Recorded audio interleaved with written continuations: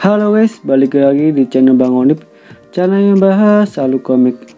Di kesempatan kali ini saya akan menunjukkan video Again the God Part 24. Dengan adanya Shinichi menjadi saksi, Fan Chow tak bisa berbuat banyak, hanya mengikuti perintah apa yang dikatakan Yunce. Ia lalu berkata tidak menginginkan Fan Chow bersujud dan memanggilnya kakek. Tapi Yunce menyuruh untuk melepaskan jubah Phoenix dan pergi dari sini. Setelah melepas jubah, Fan Chow mengancam Yunce. Ia akan membalaskan apa yang diperbuat, lalu meninggalkan tempat tersebut.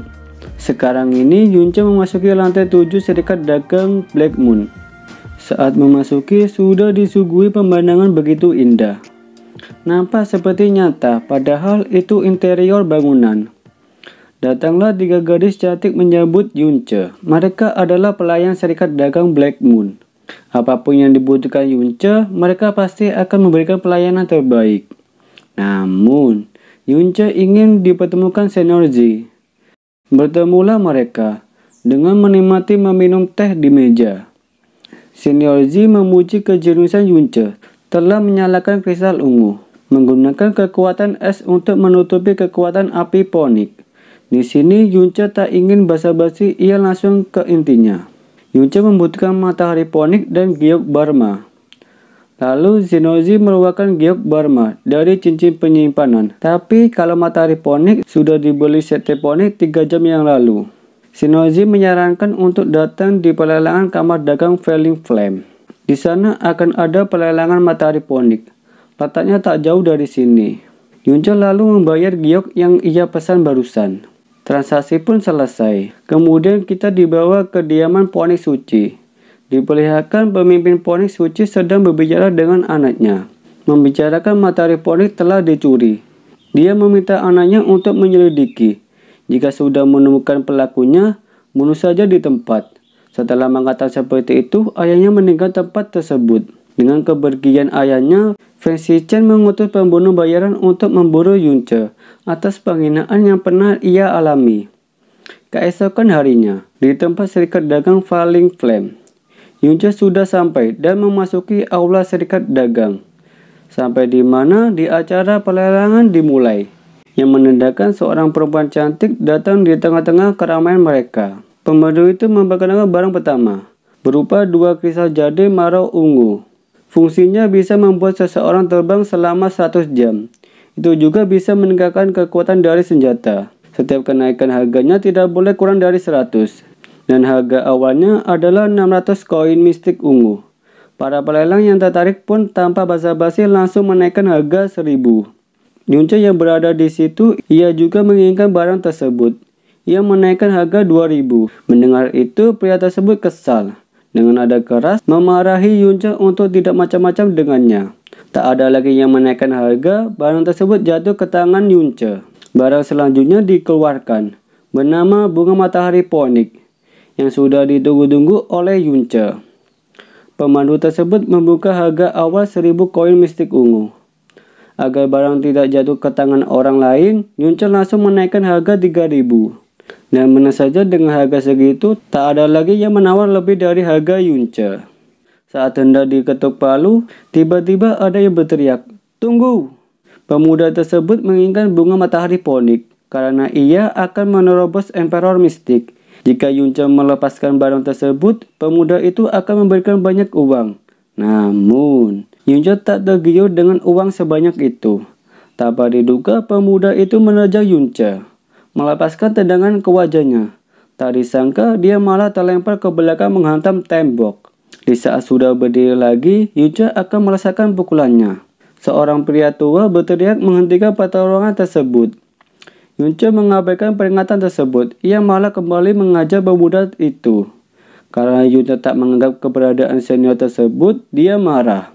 Dengan cepat ia langsung menyerang Yunce. Yunce tak gentar sedikit pun, malahan ia tersenyum kecil.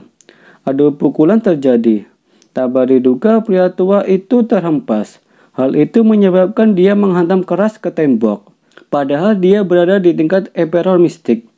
Bahwasanya ia menyadari bahwa Yunce menggunakan api Phoenix-nya dan mengira Yunce anggota Sekte Phoenix. Sontak mendengar perkataan senior itu membuat mereka ketakutan.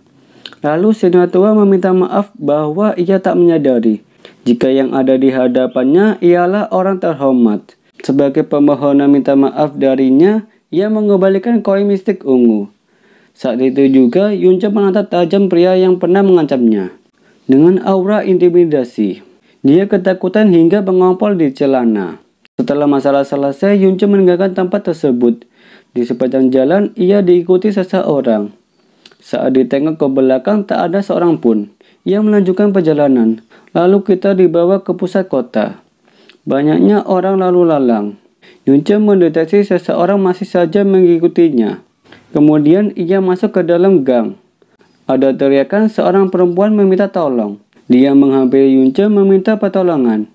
Pria tersebut menyuruh Yunce menyerahkan wanita yang bersembunyi di balik Yunce. Tapi Yunce tak menyerahkannya. Tanpa basa-basi, pria kekar tersebut menerjang Yunce. Tanpa kesusahan, sekian detik Yunce memukul kepala bagian belakang membuatnya pingsan. Lalu wanita tersebut mengucapkan terima kasih. Dengan cepat, Yunce menyerangnya. Sontak wanita itu menghindar seperti kilat. Lolos dari serangan Yunce, dia meremehkan kekuatannya. Langsung saja Yunce menggunakan domain Dragon Soul. Itu berhasil menangkap wanita tersebut. Saat didekati Yunce, ia segera menarik topeng penyawarannya. Ternyata dia wanita jadi-jadian yang dari tadi mengikuti Yunce. Saat dia menunjukkan wajah aslinya, sontak Yunce kaget. Dengan refleks ia memukul wajahnya. Kemudian ia menyuruhnya pergi begitu saja dan tidak ingin melihat wajahnya. Ia merasa jijik melihat tak ada niatan membunuh dari dirinya. Karena itu Yunce membiarkannya pergi. Lagi pula orang sepertinya tak akan bisa merebut bunga matahari ponik. Lalu dia bertanya balik. Bagaimana bisa kau mengetahui niatku? Karena aromamu. Dari barang herbal yang kau bawa. Kau pasti ingin menyelamatkan nyawa seseorang kan? Setelah mengatakan itu, Yunce meninggalkan tempat tersebut. Dalam benak wanita jadi-jadian, dia bisa tahu hal sebanyak itu.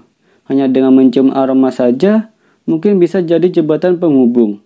Meskipun ada harapan yang kecil, yang penting berusaha dulu. Lalu wanita jadi-jadian mengejar Yunce dan berlutut memohon agar mau mengobati istrinya. Hanya istrinya satu-satunya keluarga yang dia miliki. Melihat gestur tubuhnya yang gemetar, rintihan putus asa, dan rela mengorbankan harga dirinya untuk melakukan ini. Terlihat ketulusan hatinya, Yunce mau mengobati. Tapi ia tak akan memberikan bunga matahari ponik. Lalu pria tersebut menawarkan tubuhnya, bebas dilakukan apapun. Namun, Yunce menolak. Yang ia harapkan cukup palingkan wajahnya yang menggelikan itu.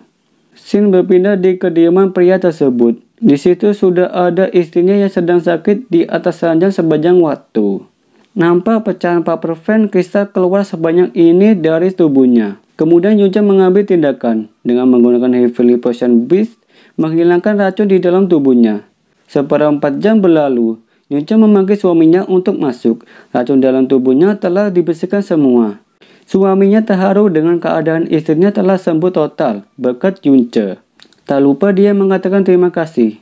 Jika Yunce mempunyai permintaan apapun siap diwujudkan, dia akan mengabulkannya.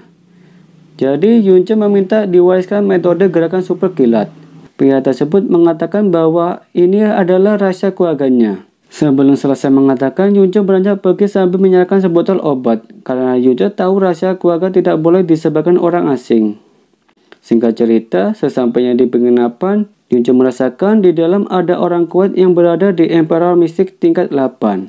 Yunce bergegas meninggalkan tempat tersebut. Seperkian detik bangunan itu meledak. Untungnya Yunce masih sempat berlari. Itu ulah pembunuh bayaran yang disuruh si Chen. Tak mau melepaskan mangsanya, dia melesat ke arah Yunce. Dirasa begitu cepat mengejar, Yunce menambah kecepatannya. Dan untuk menghentikan pergerakan langkahnya, Yunce memasang jebakan 3 buah bom. Pembunuh bayaran tak mengetahui ada jebakan. Dia terus melaju dengan kecepatan tinggi. Namun sialnya dia terkena bom yang sudah dipasang Yunce. Boom! Ledakan yang sangat dahsyat. Tak berselang lama pembunuh bayaran keluar dari kepulan asap. Ia hanya menerima luka kecil. Itu tak dapat menghentikan niat awalnya membunuh Yunce. Perbedaan kekuatan yang sangat jauh bukan hal mudah untuk Yunce lawan. Maka dari itu Yunce berusaha kabur dari pengejarannya. Jika terus-terusan begini, cepat atau lambat ia akan tertangkap. Pembunuh bayaran semakin kesal dibuatnya. Dia menggunakan ponik untuk menangkap Yunce. Yunce tak mau mengadakan berlari saja. Yunce memanggil tunggangannya, Senau Ponik. Dibawalah masuk ke gunung. Setengah jam berlalu. Dirasa sudah aman menjauh dan tak lagi dikejar. Namun sialnya, di depan Yunce sudah ditunggu pembunuh bayaran di puncak gunung. Pembunuh bayaran pun tertawa puas. Berlarilah selagi kau bisa berlari. Tak bisa dipungkiri, kecepatan orang tersebut melebihi Senau Ponik. Lalu Yunce balik arah menjauhi dia. Ternyata pria tersebut mempunyai token formasi Ponik.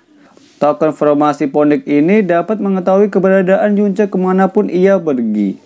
Sekarang ini nampak terlihat keberadaan Yunce yang sudah diketahui lokasinya. Yunce menyadari bahwa lokasinya diketahui. Ia menggunakan profile handle untuk membingungkan. Di sisi lain, terlihat pria tersebut keheranan setelah melihat token. Pasalnya, Yunce menggunakan profile handle, mengetahui skill yang digunakan barusan dari benua iblis. Pria tersebut kembali mengejar Yunce dengan kecepatan tinggi, sehingga bisa menghadangnya. Kemana lagi kau pergi, bocah? Tamat sudah riwayatmu. Tak ada cara lain untuk kabur, pilihan satu-satunya dengan cara melawan. Dan berakhir sudah video kali ini, kita tunggu aja video selanjutnya.